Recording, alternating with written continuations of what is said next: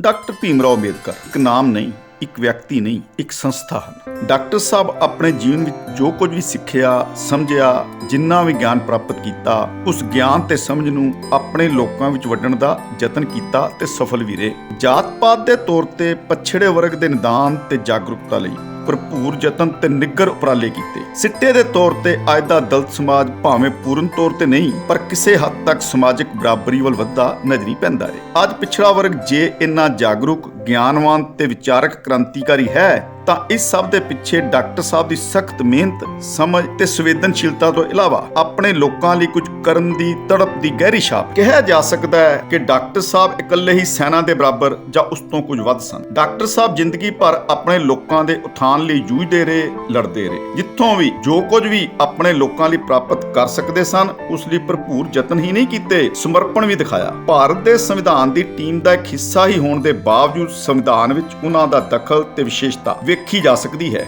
ਰਾਖਵਾਂਕਰਨ ਉਹਨਾਂ ਦੀ ਸਭ ਤੋਂ ਵੱਡੀ ਕਾਮਯਾਬੀ ਤੇ ਆਪਣੇ ਵਰਗ ਤੇ ਅਹਿਸਾਨ ਦੇ ਤੌਰ ਤੇ ਯਾਦ ਕੀਤੀ ਜਾਏਗੀ। ਉਹਨਾਂ ਦੀ ਸੋਚ, ਜਜ਼ਬਾਤ ਤੇ ਵਿਚਾਰਧਾਰਾ ਅੱਜ ਵੀ ਸਮਾਜ ਦੇ ਅੰਦਰ ਮਿਸਾਲ ਬਣ ਕੇ ਧਦਕ ਰਹੀ ਹੈ। ਡਾਕਟਰ ਸਾਹਿਬ ਦਾ ਆਪਣੀ ਯੋਗਤਾ ਦੇ ਨਾਲ ਹੀ ਆਪਣੇ ਅਭਿਆਨ ਤੇ ਨਿਸ਼ਾਨੇ ਪ੍ਰਤੀ ਸਪਸ਼ਟ ਹੋਣਾ ਸੀ। ਉਹਨਾਂ ਜ਼ਿੰਦਗੀ ਦਾ ਉਦੇਸ਼ ਤੈਅ ਕੀਤਾ ਤੇ ਉਸ ਉਦੇਸ਼ ਦੀ ਪ੍ਰਾਪਤੀ ਲਈ ਲਗਾਤਾਰ ਨਿਰੰਤਰ ਯਤਨਸ਼ੀਲ ਰਹੇ। ਭਾਰਤੀ ਰਾਜਨੀਤੀ ਦੇ ਵੱਡੇ ਖਿਡਾਰੀਆਂ ਨੇ ਇਹ ਮਹਿਸੂਸ ਕਰ ਲਿਆ ਸੀ ਕਿ ਡਾਕਟਰ ਸਾਹਿਬ ਇੱਕ ਯੋਧਾ ਹਨ, ਕ੍ਰਾਂਤੀਕਾਰੀ ਹਨ ਤੇ ਸਾਹਸੀ ਵੀ। ਆਪਣੀ ਸ਼ੈਲੀ ਤੇ ਅਨੁਭਵ ਰਾਹੀਂ ਪ੍ਰਭਾਵਿਤ ਕਰਨ ਦੀ ਵੱਡੀ ਸਮਰੱਥਾ ਰੱਖਦੇ ਹਨ। ਉਹ ਬੇਸ਼ੱਕ ਜੋਗੀ ਨਹੀਂ ਸਨ, ਪਰ ਉਹ ਕਰਮਯੋਗੀ ਸਨ। ਡਾਕਟਰ ਸਾਹਿਬ ਦੀ ਸਰੀਰਕ ਵਿਦਾਈ ਤੋਂ ਬਾਅਦ ਅੱਜ ਇੱਕ ਵੱਡਾ ਖਲਾਅ ਮਹਿਸੂਸ ਕੀਤਾ ਜਾ ਰਿਹਾ ਹੈ। ਪਿਛੜੇ ਵਰਗ ਦੇ ਆਗੂ, ਖਾਸ ਤੌਰ ਤੇ ਰਾਜਨੀਤਿਕ ਆਗੂ, ਸਮਾਜ ਦੇ ਲਈ ਕੁਝ ਵਿਸ਼ੇਸ਼ ਕਰਨ ਵਿੱਚ ਤਕਰੀਬਨ ਅਸਮਰੱਥ ਹੀ ਰਹੇ। ਹਾਲਾਂਕਿ ਉਹਨਾਂ ਨੂੰ ਉਸਾਰੂ ਤੇ ਭਰਵਾਂ ਸਮਰਥਨ ਪ੍ਰਾਪਤ ਸੀ। ਇੱਕ ਸੁਰਤਾ ਤੇ ਇੱਕ ਜੁਟਤਾ ਵੀ। ਜਾਤ-ਪਾਤ, ਛੂਆ-ਛਾਤ ਦੇ ਬੰਧਨਾਂ ਦੀ ਪਕੜ ਵੀ ਕੁਝ ਢਿੱਲੀ ਪੈ ਚੁੱਕੀ ਸੀ। ਰਾਜਨੀਤਿਕ ਰਾਖਵਾਂਕਰਨ ਦੇ ਚਲਦਿਆਂ ਰਾਜਨੀਤਿਕ ਸ਼ਕਤੀ ਲਈ ਢੁਕਵਾਂ ਤੇ ਸਾਰਥਕ ਮਾਹੌਲ ਵੀ ਬਣ ਗਿਆ ਸੀ। ਪਰ ਜਾਤੀ ਗਰਜਾਂ ਤੇ ਜਾਤੀ ਇਛਾਵਾਂ ਦੇ ਚਲਦਿਆਂ ਡਾਕਟਰ ਸਾਹਿਬ ਦੀ ਧਰੋਹਰ ਨੂੰ ਅੱਗੇ ਲੈ ਜਾਣ ਵਾਲਿਆਂ ਦੀ ਕਮੀ ਰੜਕਣ ਲੱਗੀ। ਬਾਬੂ ਜਗਜੀਵਨ ਰਾਮ ਨੂੰ ਪਛੜੇ ਸਮਾਜ ਦੇ ਸਭ ਤੋਂ ਪਹਿਲੇ ਤੇ ਵੱਡੇ ਆਗੂ ਦਾ ਸਨਮਾਨ ਮਿਲਿਆ। ਉਹਨਾਂ ਨੂੰ ਆਜ਼ਾਦ ਭਾਰਤ ਦੀ ਨਵੀਂ ਪੀੜ੍ਹੀ ਦਾ ਰਹਿਨੁਮਾ ਸਮਝਿਆ ਗਿਆ। ਉਹ ਭਾਰਤ ਸਰਕਾਰ ਵਿੱਚ ਕਿਰਤ ਮੰਤਰੀ, ਡਿਫੈਂਸ ਮਿਨਿਸਟਰ, ਟਰਾਂਸਪੋਰਟ ਤੇ ਲੇਬਰ ਮਿਨਿਸਟਰ ਰਹੇ। 1971 ਵਿੱਚ ਉਹ ਉਪ ਪ੍ਰਧਾਨ ਮੰਤਰੀ ਵੀ ਬਣੇ। ਪਰ ਉਚੇਰੀਆਂ ਰਾਜਨੀਤਿਕ ਮਹੱਤਵਾਕਾਂਸ਼ਾਵਾਂ ਦੇ ਚਲਦਿਆਂ ਉਹ ਆਪਣੇ ਸਮਾਜ ਲਈ ਕੁਝ ਵਿਸ਼ੇਸ਼ ਕਰਨ ਵਿੱਚ ਅਸਮਰੱਥ ਹੀ ਰਹੇ। ਹਾਂ, ਉਹ ਪਰਿਵਾਰਕ ਰਾਜਨੀਤਿਕ ਸਥਿਰਤਾ ਲਈ ਕਾਮਯਾਬ ਰਹੇ। ਉਹਨਾਂ ਦਾ ਬੇਟਾ ਸੁਰੇਸ਼ ਲੋਕ ਸਭਾ ਚੋਣਾਂ ਤਾਂ ਨਾ ਜਿੱਤ ਸਕਿਆ ਤੇ ਬਿਹਾਰ ਵਿੱਚ ਵਿਧਾਇਕ ਬਣ ਗਿਆ।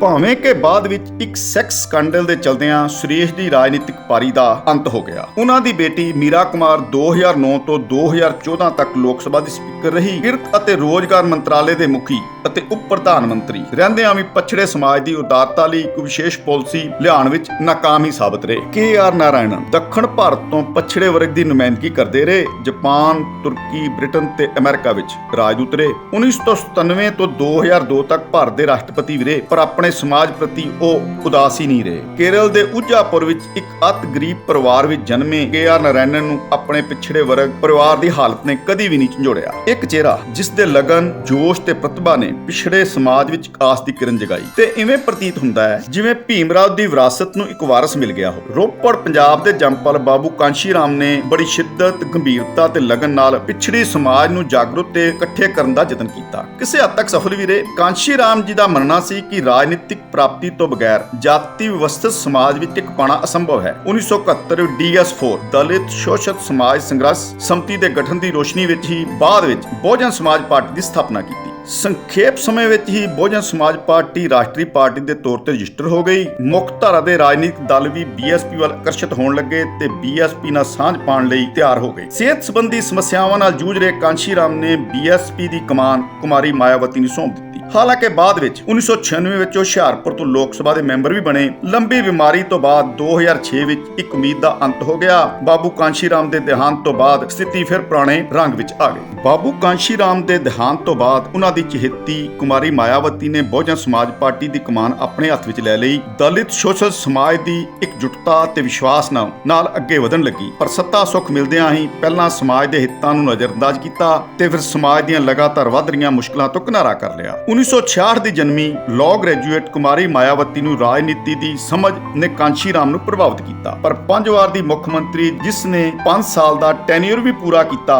ਨੇ ਰਾਜਸੀ ਨਿਸ਼ਾਨਾ ਤੈਅ ਕਰ ਲਿਆ। ਪਰ ਦਲਿਤ ਸਮਾਜ ਦੀਆਂ ਉਮੀਦਾਂ ਉਮੀਦਾਂ ਨੂੰ ਵਿਸਾਰ ਦਿੱਤਾ। ਕਾਂਸ਼ੀ ਰਾਮ ਦੀ ਉੱਤਰਾਧਿਕਾਰੀ ਮਾਇਆਵਤੀ ਮਾਇਆ ਪ੍ਰਤੀ ਆਕਰਸ਼ਿਤ ਹੋ ਗਈ। ਉਸ ਦੀ ਸੰਪਤੀ ਸੈਂਕੜੇ ਕਰੋੜਾਂ ਵਿੱਚ ਪਹੁੰਚ ਗਈ। ਬਹੁਜਨ ਸਮਾਜ ਪਾਰਟੀ ਸਰਕਾਰ ਦੇ ਪਤਨ ਦਾ ਕਾਰਨ ਬਣੀ ਤੇ ਉਸ ਵਿਰੁੱਧ ਅਨੇਕਾਂ ਅਨਿਯਮਿਤਤਾਵਾਂ ਦੇ ਇਲਜ਼ਾਮ ਲੱਗੇ। ਮਾਮਲਾ ਗੰਭੀਰ ਹੋ ਗਿਆ ਤੇ ਸੀਬੀਆਈ ਇਨਕੁਆਇਰੀ ਬਿਠਾ ਦਿੱਤੀ ਗਈ। ਤਾਜ ਕੋਰੀਡੋਰ ਇਰੈਗੂਲਰਿਟੀ ਦੇ ਦੋਸ਼ਾਂ ਦੇ ਚਲਦਿਆਂ ਉਹਨਾਂ ਨੂੰ ਸਮਝੌਤੇ ਦੀ ਰਾਜਨੀਤੀ ਵੱਲ ਝਾਕਣਾ ਪਿਆ ਤੇ ਬਹੁਜਨ ਸਮਾਜ ਪਾਰਟੀ ਦਾ ਆਧਾਰ ਖਿਸਕ ਗਿਆ। ਕਾਂਸ਼ੀ ਰਾਮ ਦੀ ਸਖਤ ਮਿਹਨਤ ਨੂੰ ਗ੍ਰਹਿਣ ਲੱਗ ਗਿਆ। ਅੱਜ ਬਹੁਜਨ ਸਮਾਜ ਪਾਰਟੀ ਦਾ ਆਧਾਰ ਬੜਾ ਹੀ ਸੀਮਿਤ ਹੈ ਤੇ ਪੰਜਾਬ ਅਤੇ ਉੱਤਰ ਪ੍ਰਦੇਸ਼ ਤੋਂ ਇਲਾਵਾ ਕੋਈ ਸਰਗਰਮੀ ਨਾ ਮਾਤਰ ਵੀ ਨਾ ਰਹਿ ਸਕੀ। ਨਿੱਜੀ ਸਵਾਰਥਾਂ ਦੇ ਚਲਦਿਆਂ ਸਮਾਜਿਕ ਜ਼ਿੰਮੇਵਾਰੀ ਅਤੇ ਉਚੇਚੇ ਮੰਤਵਾਂ ਦੀ ਬਲੀ ਚੜ ਗਈ। ਹੁਣ ਸਹਾਰਨਪੁਰ ਉੱਤਰ ਪ੍ਰਦੇਸ਼ ਦੇ ਛੋਟੇ ਜਿਹੇ ਪਿੰਡ ਗੜਖੋਲੀ ਦਾ ਚੰਦਰ ਸ਼ੇਖਰ ਆਜ਼ਾਦ ਰਾਵਣ ਚਰਚਾ ਵਿੱਚ ਹੈ। 37 ਸਾਲਾ ਰਾਵਣ ਟਾਈਮਜ਼ ਦੇ 2021 ਦੇ ਅੰਕ ਵਿੱਚ 100 ਉੱਭਰਦੇ ਰਾਜਨੀਤਿਕਾਂ ਵਿੱਚ ਸ਼ਾਮਲ ਕੀਤਾ ਗਿਆ। ਪਹਿਲਾਂ ਭੀਮ ਆਰਮੀ ਤੇ ਫਿਰ ਬਾਬੂ ਕਾਂਸ਼ੀ ਰਾਮ ਦੇ 86ਵੇਂ ਜਨਮ ਦਿਨ ਤੇ ਆਜ਼ਾਦ ਸਮਾਜ ਪਾਰਟੀ ਦਾ ਗਠਨ ਕੀਤਾ। ਚੰਦਰ ਸ਼ੇਖਰ ਅੰਬੇਦਕਰ ਤੇ ਬਾਬੂ ਕਾਂਸ਼ੀ ਰਾਮ ਦੀ ਵਿਚਾਰਧਾਰਾ ਦਾ ਸਮਰਥਕ ਤੇ ਪੈਰੋਕਾਰ ਹੈ। ਕਾਂਸ਼ੀ ਰਾਮ ਜੀ ਦੀ ਭੈਣ ਸਰਵਣ ਕੌਰ ਵੀ ਆਜ਼ਾਦ ਸਮਾਜ ਪਾਰਟੀ ਦੇ ਸੰਯੋਜਕਾਂ ਵਿੱਚੋਂ ਇੱਕ ਹੈ। 2020 ਦੇ ਕਿਸਾਨ ਮੋਰਚੇ ਦੌਰਾਨ ਵੀ ਉਹ ਗਾਜ਼ੀਪੁਰ ਦਿੱਲੀ ਹਾਈਵੇ ਤੇ ਸਰਗਰਮ ਰਿਹਾ। ਬਹੁਤ ਚਰਚਿਤ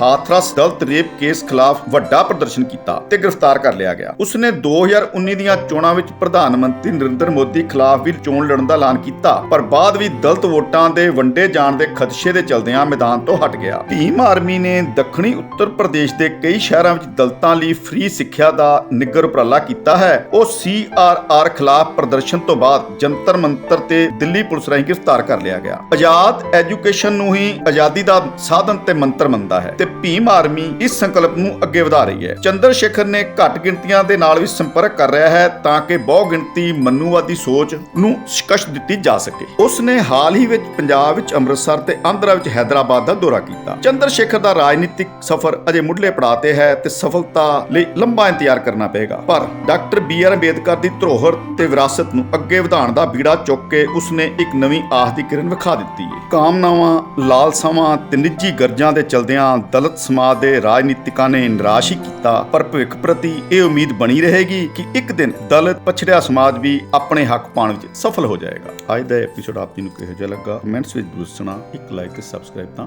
ਬਣਦਾ ਹੀ।